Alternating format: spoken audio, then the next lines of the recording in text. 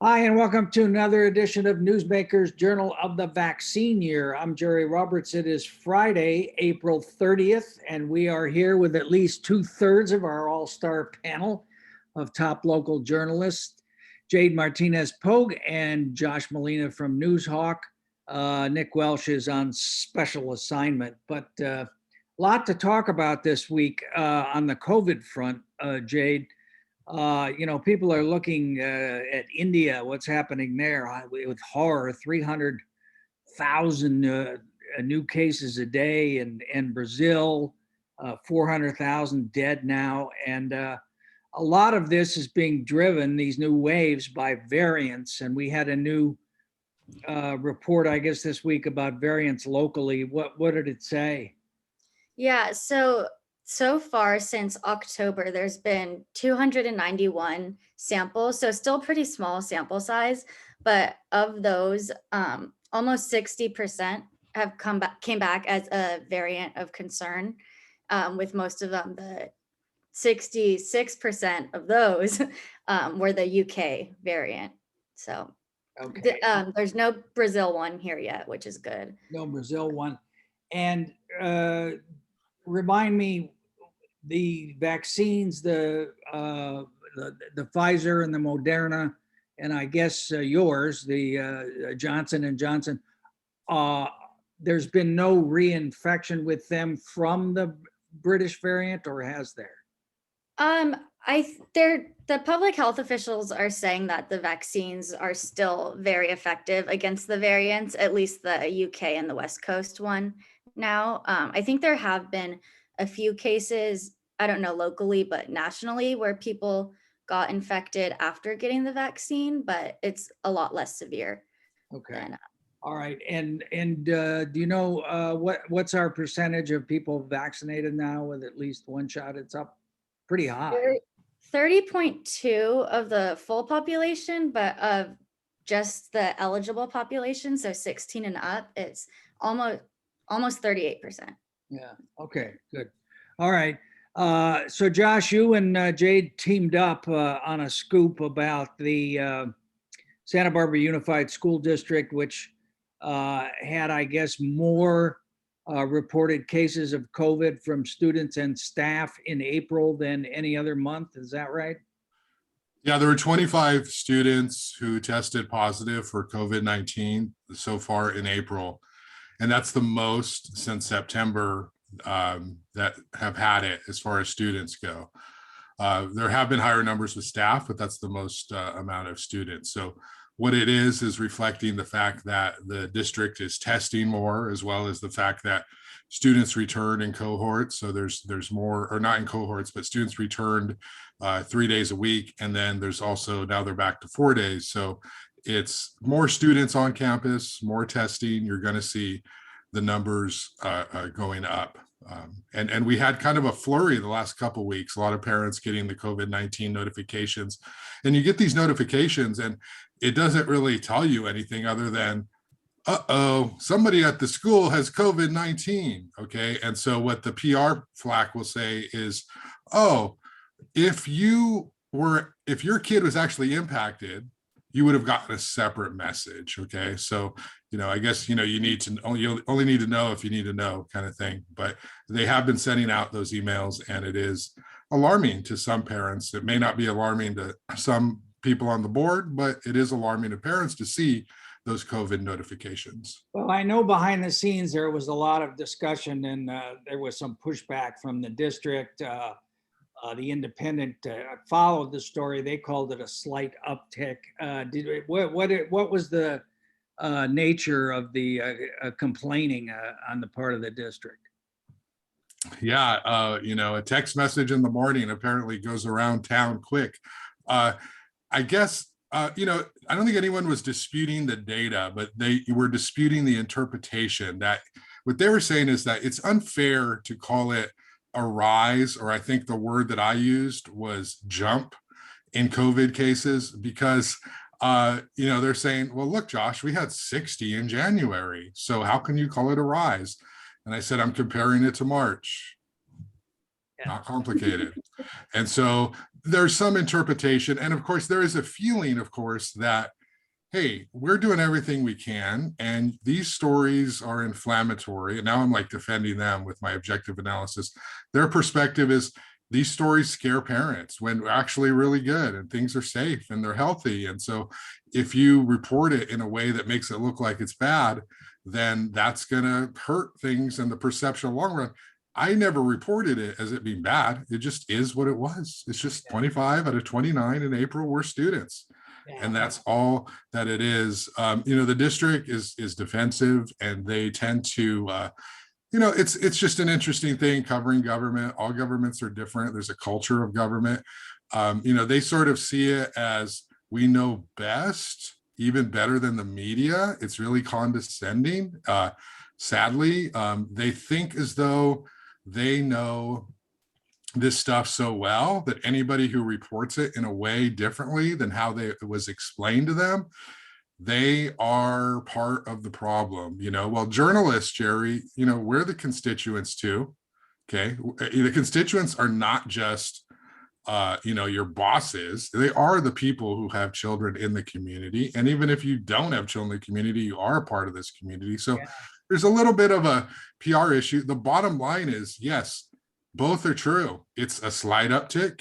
It's also a jump. You can sort of complain about the words, but they're both true. Yeah, well, and I think as a political matter, the other thing I heard was they were out with some kind of survey to parents this week, to families, and they're concerned about losing students and whether people are going to come back in the fall. But anyway, Jade, I guess this was a pretty horrible experience for you working with Josh and having to share a byline. So congratulations for hanging in on that. But, I can tell you from experience, it's really a very, very bad idea to do that. If they're talking about you, Jerry, you're doing something right. There you go. There you go. Just spell the name right, will you? Okay, you had another piece,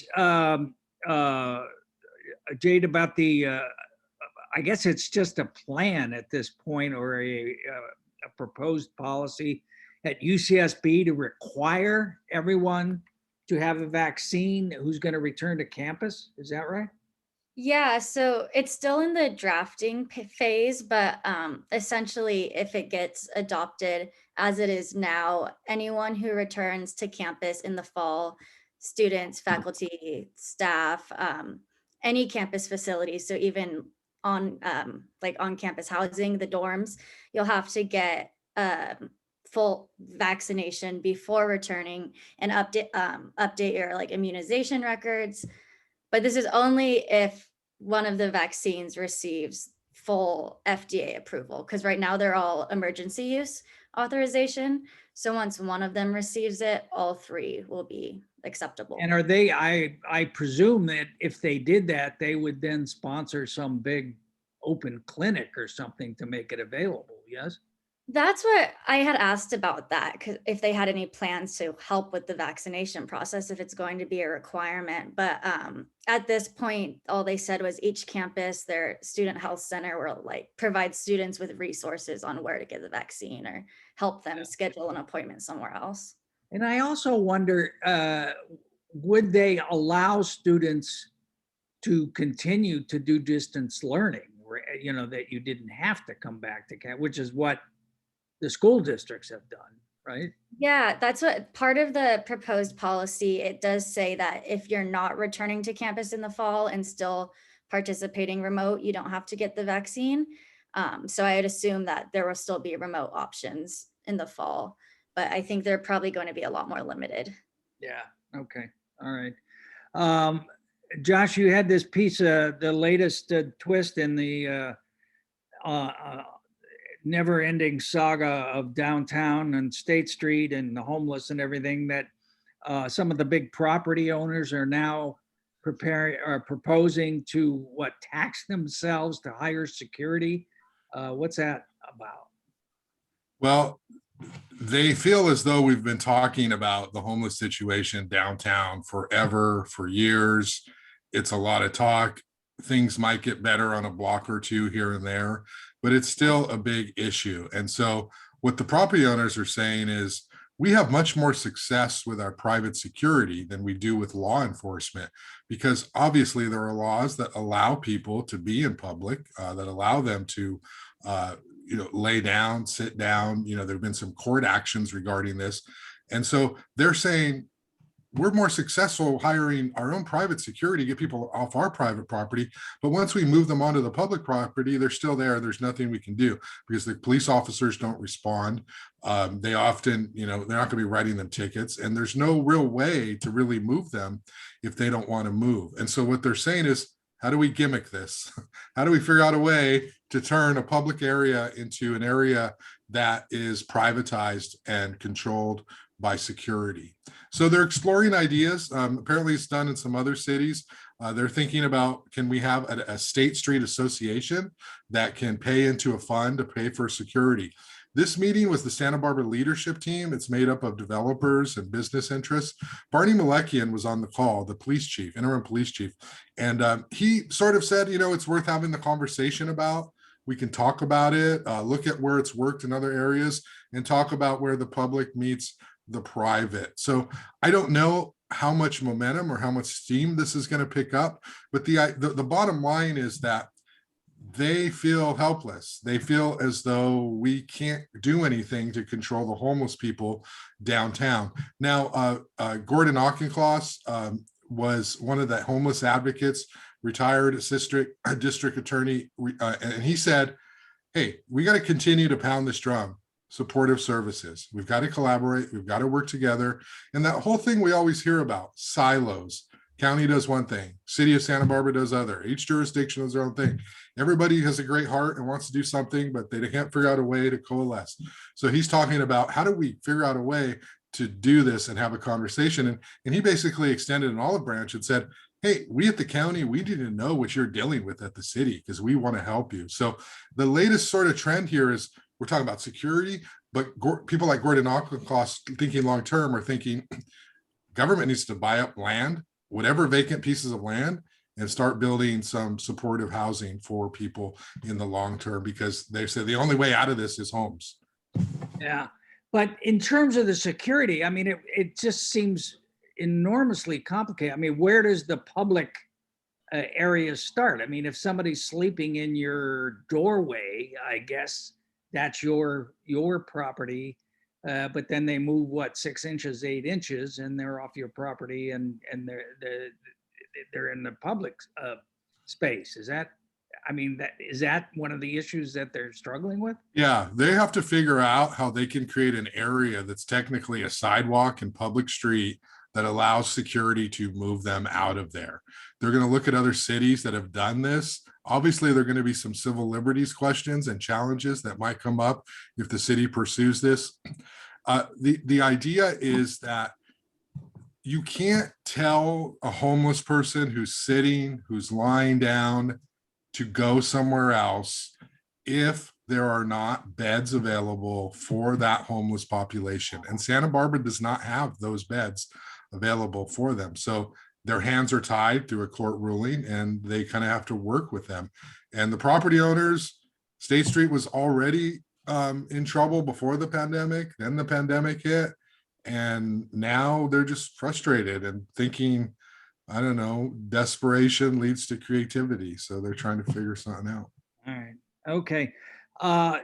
Jade, Josh mentioned the police chief, kind of a big story.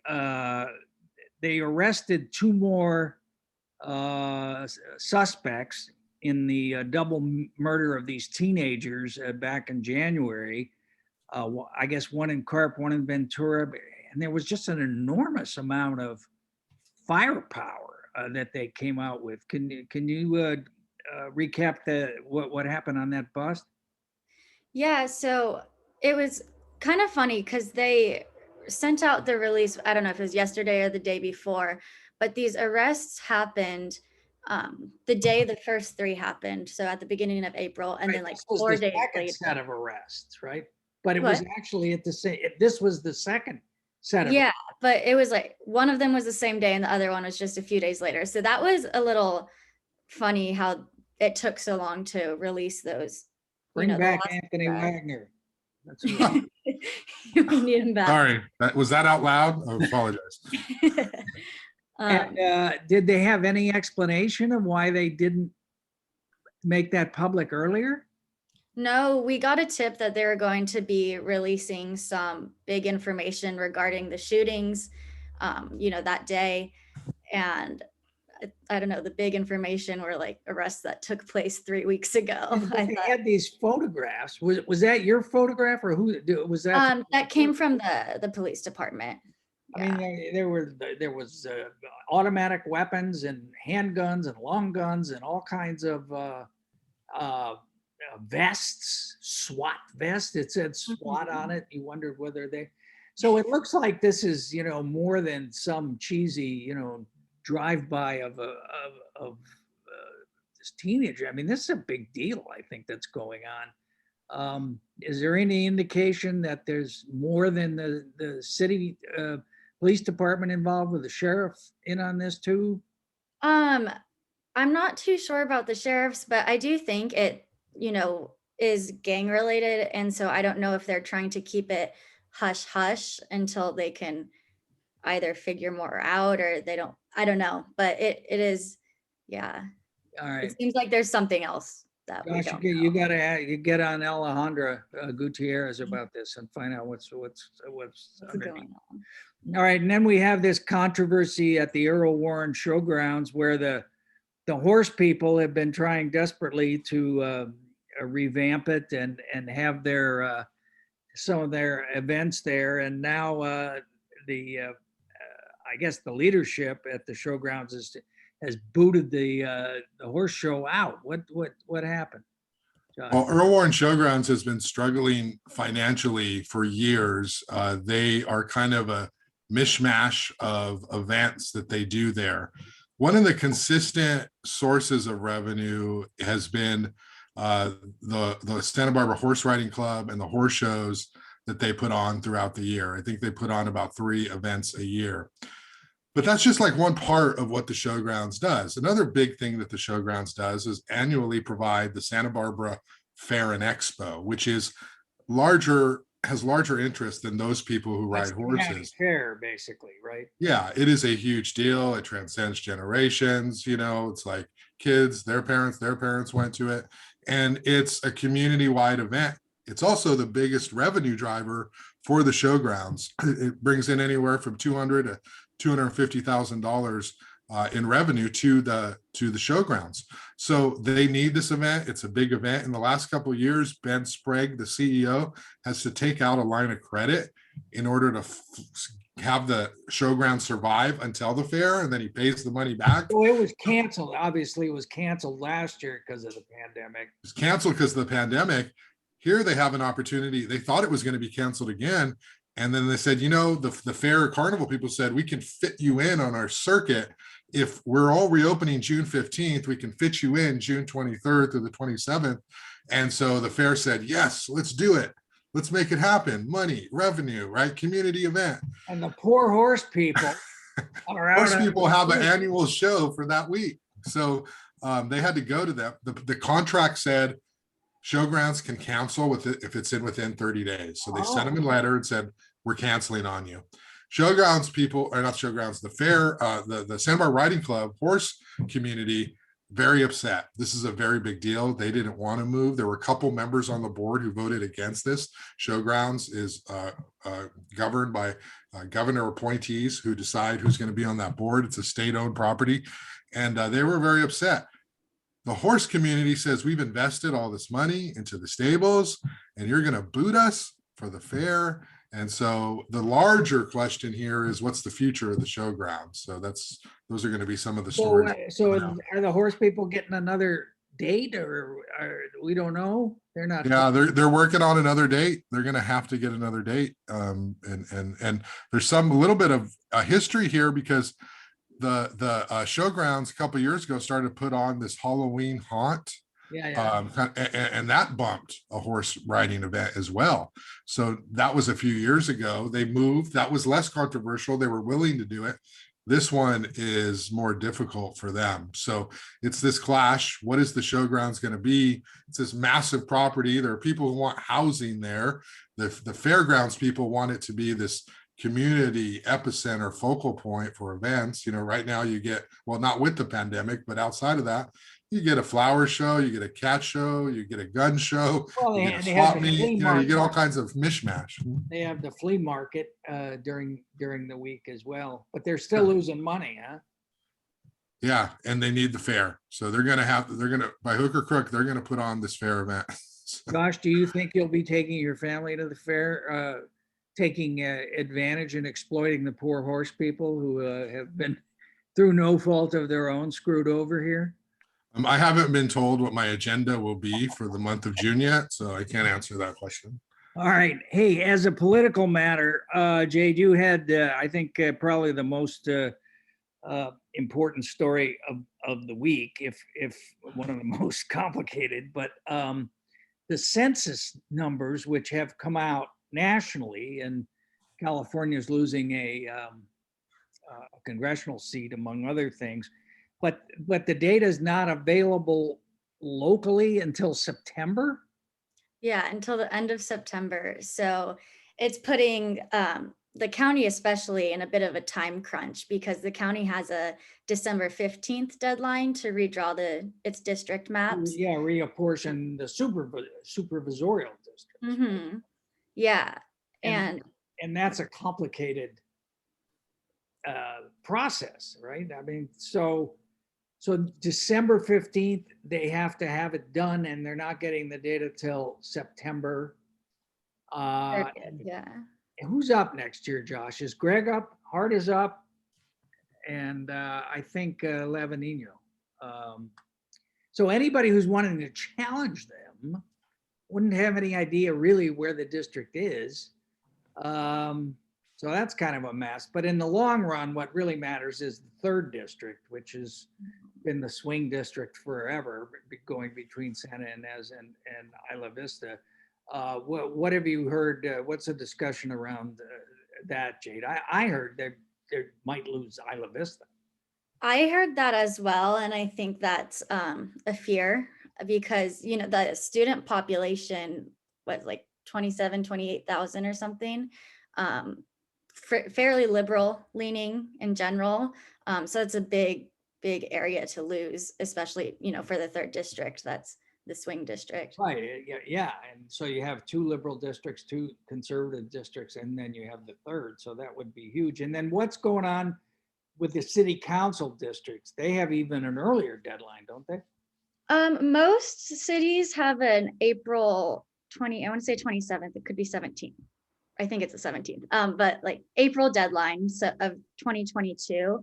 So it's not as big of a deal. It's still a quicker timeline than people first expected, but the city's still on odd year elections, right? So Santa Barbara. Yeah. Yeah. And Santa Barbara actually has its own deadline to redo the maps, and that's November 1st. That resulted from the 2015 lawsuit that transitioned the city to district elections. But they this point, they're just like, there's no way we can possibly meet that deadline. I don't think it will actually matter that much if they don't, since it won't be used until the 2024 elections, but it's still. Right. Okay. So there's no, so city of Santa Barbara does not have elections next year. Do they have election 2023? I don't think so. So that's why the mayor and Megan and everybody would get 5 years, because the next election wouldn't be till 20. They're trying to even them out. In 2026 is when they become even. 2024 and 2026 will be the last year. But the mayor and 3 council members end up with a 5-year term. Correct. As a result of doing this. So Jerry, you have 5 more years at least of talking about certain mayors of town. Josh, don't you agree with me that as long as we're switching to even year elections, we ought to have a primary for the mayor's race with a top 2 runoff, so that at least one person who runs citywide, has a majority.